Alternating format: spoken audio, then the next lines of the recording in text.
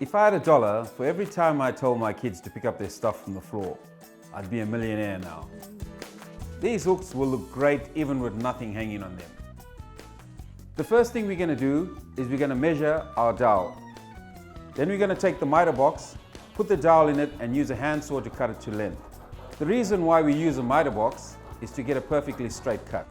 Make sure your ply is securely clamped to your bench top. I want my shape to be a circle, so we're going to use a hole saw. A good tip when using a hole saw, drill from the underside. Drill halfway through and then reverse it to the face side and complete it. This will prevent any chipping. The next thing we need to do is attach our stem to the face. We're going to do this by means of glue and nails. Just put some glue on the dowel and center it on the face. To make sure the stem is properly attached to the face, we will use our nail gun.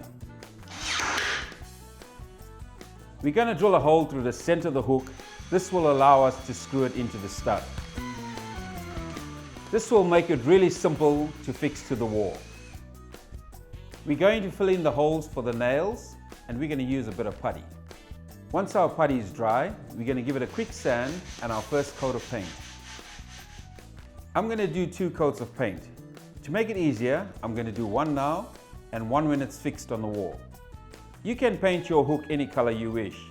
We're going with a pastel color so it blends in with the rest of our room. Now that's it. All you have to do is screw it to the wall, putty the hole up and give it the final coat of paint. Get a bit creative. Make more than one and put them wherever you want. How great do these look? Such a simple task and look at the wonderful result.